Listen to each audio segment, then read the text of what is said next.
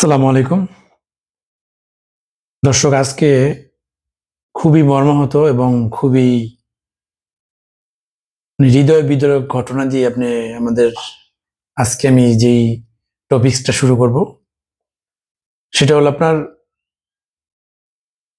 ইসকনের সাবেক নেতা চিন্ময় কৃষ্ণ দাস, তাকে গ্রেপ্তার নিয়ে আদালতে তুলকালাম, মানে প্রচন্ড বাগবিদণ্ড মারামারি, এবং তাকে আদালত চত্বরে তার সমর্থকরা একজন আইনজীবীকে হত্যা করেছে। তো এখানে একজন হিন্দু একজন মুসলমান আইনজীবীকে হত্যা করবে, এটা কখনোই কাম্য না, এবং কোনো হিন্দু এটা করবে না। কিন্তু এখানে যারা এই আইনজীবীকে হত্যা করেছে, কারা করছে এটা তদন্ত করলে বেরিয়ে আসবে। কিন্তু দীর্ঘদিন ধরে চট্টগ্রামে এই সরকার যাওয়ার পর থেকে চট্টগ্রামে একটা হিন্দু মুসলমান দাঙ্গা লাগানোর চেষ্টা করতেছে ভারতপন্থী কিছু উগ্রবাদী সন্ত্রাসীরা এবং বাংলাদেশের সাবেক কিছু স্বৈরাচারপন্থী যারা আছে তারা। কিন্তু এখানে আপনাদের বুঝতে হবে যে এই দেশটা কাদের? এই দেশটা তো হিন্দু মুসলমান বৌদ্ধ খ্রিস্টান সবার। এখন আদালত চত্বরে যেই মুসলমান ভাইটাকে হত্যা করা হয়েছে, উনি আইন শিক্ষানবিশ, মানে উনি হয়তো রানিং আইনজীবী, মানে এখনো ট্রায়ালে আছে। এই আইনজীবীকে নির্মমভাবে হত্যা করা হয়েছে এবং আরো 6 জন আহত, হসপিটালে ভর্তি। এখন আপনাদের হিন্দু মুসলমান সবাই একটা জিনিস মনে রাখতে হবে, মোদী সরকার গুজরাটে কিন্তু দাঙ্গা লাগাইয়া, এই হিন্দু মুসলমানের ভিতরে দাঙ্গা লাগাইয়া অগণিত মুসলমানকে হত্যা করেছিল।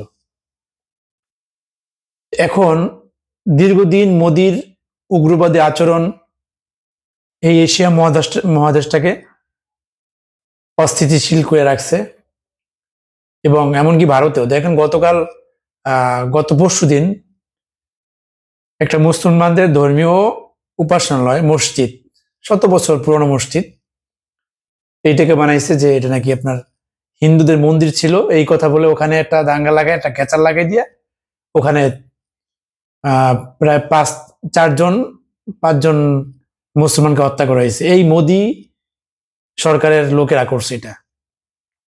এখন আমি যেটা বলবো, আমি বাংলাদেশের একজন নাগরিক এবং একজন হিন্দু বাংলাদেশের নাগরিক, একজন মুসলমান বাংলাদেশের নাগরিক, বৌদ্ধ খ্রিস্টান সবাই। এই দেশটা আপনাদের, এই দেশটা আমাদের।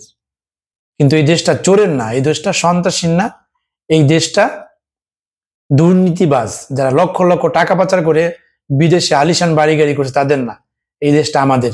এই দেশটাকে রক্ষা করা আমাদের মৌলিক দায়িত্ব। হিন্দু বৌদ্ধ খ্রিস্টান সবাইকে আমি বলছি, আপনারা এই মোদী সরকারের এবং এই স্বৈরাচারের দোসরদের ফাঁদে পা দিয়ে নিজেদের ভিতরে ঝামেলা সৃষ্টি করবেন না। হ্যাঁ, চিন্ময় কৃষ্ণাকে গ্রেপ্তার করা হয়েছে, এটা আইনি প্রক্রিয়া, আইন তার বিচার করবে। এবং হিন্দু ভাই যারা এখানে আছেন, যারা এটার প্রতিবাদ করছে, তাদের শান্তিপূর্ণ প্রতিবাদ তারা করতেই পারে, গণতন্ত্র দেশ। কিন্তু আপনাদের খেয়াল রাখতে হবে, আপনাদের ভিতরে ঢুইকা কিছু উগ্রবাদী এই আন্দোলনকে নস্যাৎ করে আপনাকে দেখবেন একটা অস্থিতিশীল পরিস্থিতি সৃষ্টি করবে এবং একটা ঝামেলা সৃষ্টি করার চেষ্টা করবে। কিন্তু দেখেন, একটার পর একটা ঝামেলা তো পাতাই আছে, এই সমস্যা ওই সমস্যা। এখন ইসকন থেকে এখন পর্যন্ত তারা কোনো বিবৃতি দেয় নাই, আর উনি কিন্তু ইসকন থেকে বহিষ্কৃত, ওনার অনেক ঝামেলা আছে, সেদিকে আমি না যাই। ওনাকে ইসকনের রুলস রেগুলেশন অমান্য করার কারণে ইসকন থেকে ওনাকে বহিষ্কৃত করা হয়েছিল। এখন দেখেন, ইসকন থেকে কিন্তু এখন কিন্তু কিছুই জানে নাই। আর এখন এই হিন্দু মুসলিম দাঙ্গা লাগানোর জন্য এতে লাভ হবে কাদের? স্বৈরাচারের দোসরদের এবং ভারতের লাভ হবে। কিন্তু আমরা যারা এখানে হিন্দু মুসলিম বাস করি, এটা আমাদেরই ক্ষতি, আমাদেরই সবচেয়ে বেশি ক্ষতি হবে। সো আমরা একে অপরের সহযোগী হয়ে একসাথে বসবাস করব, এবং এই স্বৈরাচার এবং আপনার এইরকম যে যারা আপনার দেশে একটা অস্থিতিশীল সৃষ্টি করার যারা চেষ্টা করতেছে পায়তারা করতেছে বিভিন্ন মানে বিভিন্ন পন্থায়, এটাকে আমরা প্রতিহত করবো একসাথে, হিন্দু মুসলমান বৌদ্ধ খ্রিস্টান সবাই। কারণ এটা আপনার বুঝতে হবে যে দেখবেন একটা গ্যাঞ্জাম বা একটা দাঙ্গা লাগানোর অনেক লোক আছে, কিন্তু এটা মীমাংসা করার লোক খুব কম পাওয়া যায়। এই বাংলাদেশে দীর্ঘ 16 বছর বাংলাদেশ একটা মনে হয়েছে একটা অঙ্গরাজ্য, ভারতের অঙ্গরাজ্য হিসেবে আমাদের শাসন করছে। দেখেন সিকিমের মতন বানিয়ে দিয়েছে। সিকিমে যেমন লেন্দুক দর্জিকে ভারত সরকার আপনাকে প্রোটোকল দিয়ে নিত, যখন সিকিমের তাদের স্বার্থ হাসিল হয়ে গেছে লেন্দুক দর্জিকে লাথি মেরে ফেলা দিচ্ছে। তো বাংলাদেশে এরকম একটা সরকার দিছিল মোদী সরকার, ভারত, যে ভারতের সাথে ভারত একটা বাংলাদেশের বাংলাদেশ ভারতের একটা অঙ্গরাজ্য এই হিসেবে ছিল, কিন্তু আমরা একটা স্বাধীন সার্বভৌমত্ব রাষ্ট্র। সেখানে এইরকম যে কেউ যেরকমই অস্থিতিশীল পরিস্থিতি সৃষ্টি করবে, এটাকে আমরা মোকাবেলা করব, এবং মোকাবেলা করবো এবং সহিংসতার সাথে না, অসহিংস আমরা প্রতিবাদ জানাবো এবং আইনের প্রতি শ্রদ্ধাশীল হয়ে একে অপরকে সহযোগী করবো।